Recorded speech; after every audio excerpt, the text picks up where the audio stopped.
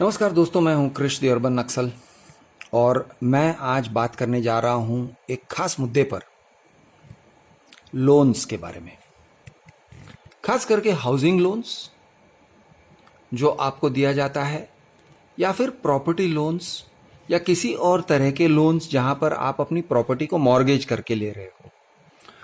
तो ये लोन्स जो आपने ले रखे हैं, किसी भी तरह के लोन हो, पर्सनल लोन क्यों ना हो, कोरोना वायरस के चलते और लॉकडाउन के चलते ये लोन्स को चुकता करना आम आदमी के लिए काफ़ी मुश्किल हो गया है।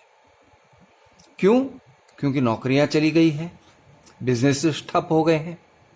और ये सबके लिए जिम्मेदार कौन है? क्या आप हो जिम्मेदार कि आपकी नौकरी चली गई? क्या आप हो जिम्मेदार कि आपका बिजनेस ठप हो गया, या आपका पूरा इंडस्ट्री ठप हो गया है, या पूरी अर्थव्यवस्था, भारत की अर्थव्यवस्था ठप हो गई है? इसके लिए क्या आप जिम्मेदार हो? जवाब है नहीं। और इसलिए क्योंकि मैं अर्बन नक्सल हूं, मैं तो यही कहूंगा कि इसके लिए जिम्मेदार हमारे प्यारे परम पूज्य नेशनल फकीर हैं, राष्ट्रीय फकीर हैं, जिन्होंने अपनी फकीरी में 4 घंटे में लॉकडाउन अनाउंस कर दिया और भगदड़ मच गई। और फिर लॉकडाउन 1 हो गया। पहले लॉकडाउन 1 में उन्होंने कहा कि भाई ये तो महाभारत की तरह है, 21 दिन में युद्ध जीत जाएंगे। ऐसे नहीं हुआ। लॉकडाउन 1 हुआ, लॉकडाउन 2 हुआ, लॉकडाउन 3 हुआ, और फिर अनलॉकडाउन, अनलॉकडाउन, अनलॉकडाउन। लेकिन अनलॉकडाउन हो या लॉकडाउन हो, आप जानते हो कि अर्थव्यवस्था का क्या हाल हुआ है। तो हमारे राष्ट्रीय फकीर ने जो काम किया, इसकी वजह से आपकी नौकरी चली गई होगी, या आपकी नौकरी जाने के हालत में होगी, या आपका पगार कम कर दिया गया होगा, चाहे 30% हो, चाहे 50% हो। आपके सारे कमीशंस कम कर दिए होंगे, या आपको आपके कमीशंस मिले नहीं होंगे बहुत सारे। आपको जो पैसे आने थे बिजनेस में, वो कैश फ्लो बंद हो गया होगा, आपके क्लाइंट्स की बिजनेस ठप हो गई होगी, जिससे आपको पैसे नहीं मिले हैं। पूरा लाइन बैठ गया है, जैसे कि ट्रैवल एंड टूरिज्म लाइन, जैसे कि बस और ट्रक का लाइन, ट्रांसपोर्ट लाइन, बहुत सारे लाइन्स बैठ गए हैं। इकोनॉमिक सेक्टर्स जिसे कहते हैं, बहुत सारे इकोनॉमिक सेक्टर्स बैठ गए, पूरे के पूरे खत्म हो गए, ठप हो गए। होटल लाइन, रेस्टोरेंट लाइन, बहुत सारे लाइन्स ऐसे हैं जो बहुत बुरी तरह से चोट खाए हुए हैं। इसके लिए आप जिम्मेदार नहीं हो, लेकिन इसलिए क्योंकि ये हो गया है, ये राष्ट्रीय आपातकाल आ गया है और अंतर्राष्ट्रीय आपातकाल आ गया है, आप अपना लोन नहीं चुकता कर पा रहे हो, आप अपनी ईएमआई नहीं भर पा रहे हो। अगर अंबानी अपना लोन नहीं चुकता कर पाता है, या जेट एयरवेज के नरेश गोयल अगर अपने लोन्स नहीं चुकता कर पाते हैं, तो उनके घर पे कोई रिकवरी एजेंट्स नहीं आएंगे। बड़े बड़े उद्योगपति अगर 2500 करोड़, 50,000 करोड़ ऐसे बड़ी बड़ी रकम लेके अगर चुकता नहीं कर पाते हैं, ईएमआई नहीं भर पाते हैं, तो उनके यहाँ कोई रिकवरी एजेंट नहीं आएगा, या उनके फ़ोन पे कोई रिकवरी एजेंट का फ़ोन कॉल नहीं आएगा। लेकिन आपके और मेरे जैसे छोटे आदमी जो हैं, हमारे यहाँ रिकवरी एजेंट्स घर पे आ जाएंगे, दरवाज़ा खटखटा के अंदर आ जाएंगे। और रिकवरी एजेंट्स ही नहीं, इज्जत से बात करने वाले बैंक ऑफिसर्स नहीं, उनके एम्प्लॉय किए गए रिकवरी एजेंट्स भी नहीं, लेकिन गुंडों का फ़ोन आना शुरू हो जाता है। गुंडे लोग फ़ोन करते हैं, कोई अपने आप को रिकवरी एजेंट कहता है और गुंडागिरी करता है, गंदी गंदी गालियां देता है, धमकी देता है। लोग इनसे परेशान होकर फ़ोन ऑफ कर देना पड़ता है, लोग घबराते हैं, और ये लोग सुबह सुबह ये घर पे पहुंच जाते हैं, या घर के बाहर नीचे बिल्डिंग में इंतज़ार करते हैं। अगर घर तक आने नहीं दिया तो गुंडे पीछे लगते हैं।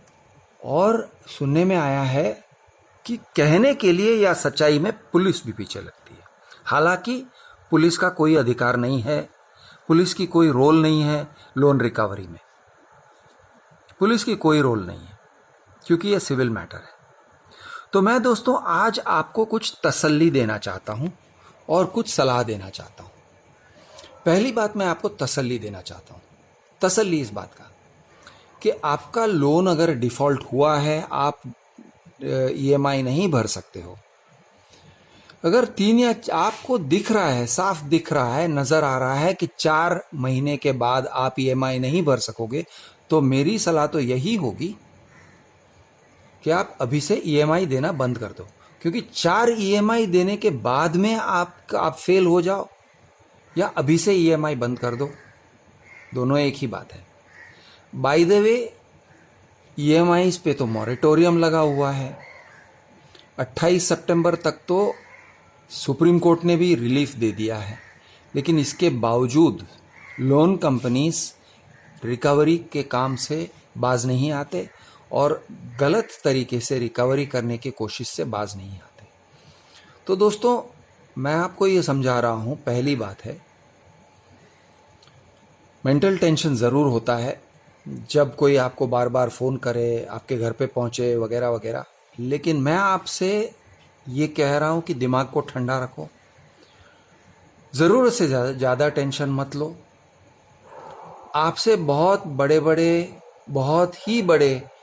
बड़ी हस्तियों ने लोन डिफ़ॉल्टिंग किया हुआ है और हमारे ये प्यारे जो मोदी जी और सरकार जो बैठे हैं वो उनके नाम तक डिक्लेयर नहीं करवाते हैं, उनके ऊपर कोई एक्शन नहीं लेते हैं, उनका घर वगैरह नहीं बिकता है, बहुत बहुत बहुत दूर तक जाना पड़ता है। और अगर उनको सज़ा हुआ तो भी मान लो कि उनको जो भी सज़ा होगा वो जब जेल से निकलेंगे तो भी उनका नेटवर्थ कई 100 करोड़ का होगा या कई 1000 करोड़ का होगा। आपने अगर ऐसा काम किया तो आप कंगाल हो जाओगे, आपका घर भर सब नीलाम हो जाएगा। लेकिन ये बड़ी बड़ी जो हस्तियां हैं उनके साथ ऐसे नहीं होता है, उनको स्पेशल ट्रीटमेंट मिलता है। दोस्तों आपको एक याद दिलाना चाहता हूँ, इसलिए क्योंकि मैं अर्बन नक्सल हूँ तो अर्बन नक्सल की तरह ही बात करूँगा और उसी तरह से याद दिलाऊंगा कि आम आदमी ना गलती से अगर खून कर देता है ना किसी का, तो वो खूनी कहा जाता है। गलती से भी अगर कर दिया तो भी वो खूनी कहा जाएगा। लेकिन आप अगर 1 लाख 2 लाख 10 लाख का खून कर देते हो ना, तो आपको खूनी नहीं कहते हैं, आपको एम्परर अशोका कहते हैं। आप खून से लथपथ हो जाओ तो आपको एम्परर अशोका कहेंगे और आपका अधिकार बनता है कि लोगों के ऊपर राज करो, आपको सम्राट कहेंगे और आपको धर्मगुरु भी कहेंगे और आप लोगों को उपदेश दे सकते हो, अच्छे अच्छे उपदेश, सदुपदेश। आप पत्थर पे लिख सकते हो कि लोगों का खून करना खराब है, एक दूसरे के साथ हिंसा करना खराब है, ऐसे सब आप कह सकोगे। क्यों? क्योंकि आपने 1 का नहीं, 2 का नहीं, 50,000 का, 1 लाख का, 2 लाख का, 10 लाख का खून किया है। तो ये है हमारा देश, ये है हमारा देश। हमारा देश ऐसे चलता है। छोटा क्रिमिनल जो है, पिकपॉकेट है, उसके मुंह पे पुलिस लाफा ठोक ठोक के उसके सारे के सारे दांत निकाल देती है, क्योंकि उसने सिर्फ पिक पॉकेटिंग किया है, पॉकेट मारी का काम किया है या छोटा चोरी काम किया है। लेकिन अगर बड़े चोर जो है ना, ये बड़े चोर हमारे विधायक हैं और हमारे सांसद हैं और हमारी म्युनिसिपल कॉरपोरेशन में बैठे हुए हैं और होम मिनिस्ट्री, प्राइम मिनिस्टर के कुर्सी पे ये सारे जो लोग बैठे हुए हैं, बड़े चोर जो हैं उनको पुलिस प्रोटेक्शन मिलता है। Z कैटेगरी, Y कैटेगरी का पुलिस प्रोटेक्शन मिलता है। उनको सलाम ठोकते हैं IPS ऑफिसर्स। उनको पता होता है, दिल में पता होता है कि इनके पीछे इतने इतने सारे FIRs हैं। वो FIRs चलाए नहीं जाते हैं, उनके ऊपर क्रिमिनल ट्रायल्स चलाए नहीं जाते हैं। 10-20 साल के लिए, 50 साल के लिए वो क्रिमिनल ट्रायल्स कोल्ड स्टोरेज में डाल दिए जाते हैं। लेकिन आम आदमी के ऊपर सीधा अंदर डाल दिया जाता है। 1 लाख 2 लाख का गफला करते हो, जेल में जाओ। 50 लाख 100 करोड़, 50 करोड़ 100 करोड़, 500 करोड़, 5,000 करोड़, 50,000 करोड़ गफला करो, आपको सलामी ठोकते हैं। सलाम मारेंगे, सलाम साहब। कौन सलाम मारेगा? सब मिनिस्टर भी सलाम मारेगा, आपके लिए खड़ा हो जाएगा वो। क्यों? क्योंकि आपने इतनी सारी चोरी की है, तो आप तो उसके पार्टी फंड में भी 2-4 करोड़ डाल सकते हो ना, तो आपको सलाम देगा। ये है हमारा भारत।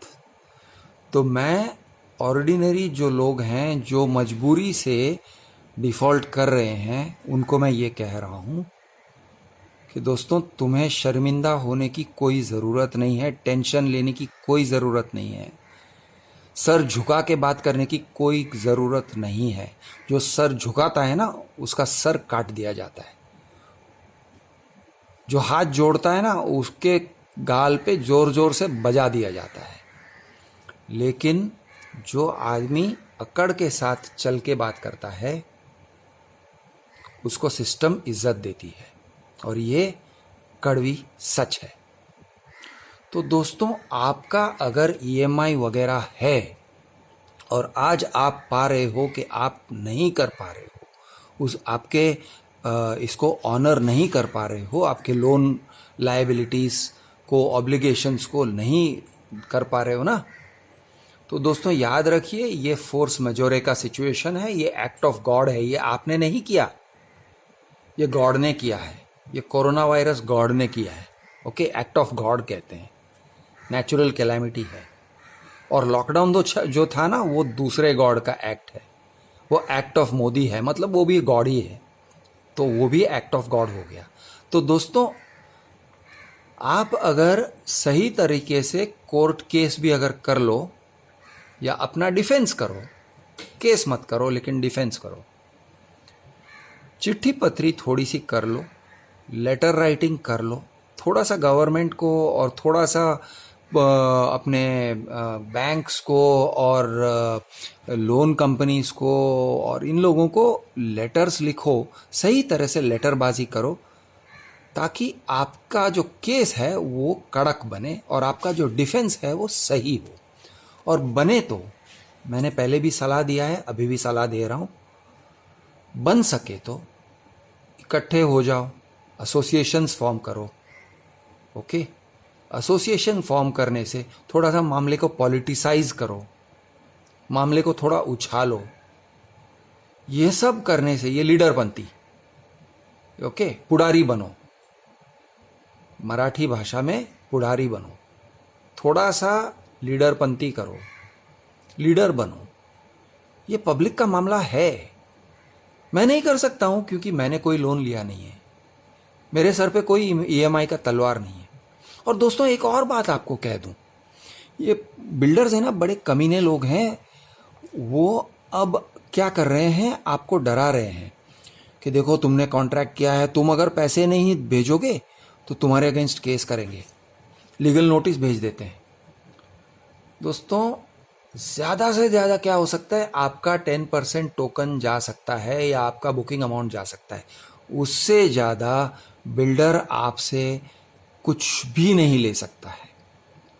ओके, यानी केस नहीं कर सकेगा आपको। मैं इसलिए कह रहा हूँ क्योंकि स्पेशली साउथ साइड से, चेन्नई से मुझे 2-3 कॉल्स आए थे और उनका कहना ये था कि सर, टोकन तो हमारा गया, समझो बुकिंग अमाउंट 10% गया, लेकिन उसके अलावा हमने 30-40% और दिया है, और अब बिल्डर हमको लीगल नोटिसेस भेजने लगा है कि तुम पैसे नहीं छोड़ोगे, इंस्टॉलमेंट नहीं छोड़ोगे तो हम तुम्हारे ऊपर केस कर देंगे। तो क्या ये हमारे ऊपर केस कर सकते हैं? क्या हमको कोर्ट में घसीट सकते हैं? मैंने कहा, क्या आपको फ्लैट की पोजीशन मिली है? बोले नहीं, फ्लैट का पोजीशन का डेट 2023 है। तो फिर मैंने कहा, तो फिर किस हिसाब से वो कह सकता है कि तुम उसे पैसे नहीं दोगे तो वो तुम्हें कोर्ट में घसीट के लेके जाएगा? वर्स्ट केस ज़्यादा से ज़्यादा ये कह सकता है कि मैं तुम्हारा 10% जब्त कर लूँगा, इतना कह सकता है। कानून ने उसको उतना अधिकार दिया है उतना भी नहीं देना चाहिए था, लेकिन दिया है और उसको उसका बहुत दुरुपयोग कर रहा है। लेकिन फिर भी नुकसान तो तुम्हारा हुआ है, पैसे तो तुम्हारे गए हैं, तुमने उसको कौन सा नुकसान पहुंचाया है? तो इसलिए वो तुम्हारे अगेंस्ट केस नहीं कर सकता है। ओके, बिल्कुल नहीं कर सकता है। तो आपको डरने की कोई ज़रूरत नहीं है कि कोई बिल्डर तुम्हारे ऊपर चढ़ के केस कर देगा एंड ऑल। अच्छा, आपने 10% नहीं दिया, आपने सिर्फ 2% दिया है। क्या बिल्डर आपके ऊपर केस कर सकता है कि बाकी के 8% दो? उसका भी जवाब है नहीं, वो केस नहीं कर सकता है। आपका 2% जब्त कर सकता है जो आपने दिया है, लेकिन आपसे 1 रुपया ज़्यादा नहीं मांग सकता। आपको डरने की कोई ज़रूरत नहीं है। निडर होके जियो, बेफिक्र होके जियो, राजा बन के जियो। प्लीज़ अपने दिल से ऐसे सब फालतू डर निकाल दो। और अगर किसी ने आपको परेशान किया ईएमआई भरने के लिए, प्लीज़ उसका फ़ोन रिकॉर्डिंग करो। प्लीज़ आप अभी से हर फ़ोन का रिकॉर्डिंग करो। ओके, आप फ़ोन को रिकॉर्ड करो। अगर कोई हैरेसमेंट करता है, अपने हद को पार करेगा, तो कम से कम कुछ भी नहीं है तो उनको एक्सपोज तो कर ही डालो यार, इतना तो बनता है, एक्सपोज तो करो। और अगर आपकी हिम्मत नहीं है तो मुझे फ़ोन करिए, मैं आपको हेल्प करूँगा एक्सपोज करने में। मेरे नंबर्स हैं 8169471229 और 9821588114। दोपहर के 1 बजे के बाद कभी भी फ़ोन कर सकते हो। मैं हूं आपका दोस्त क्रिश, द अर्बन नक्सल। जय हिंद।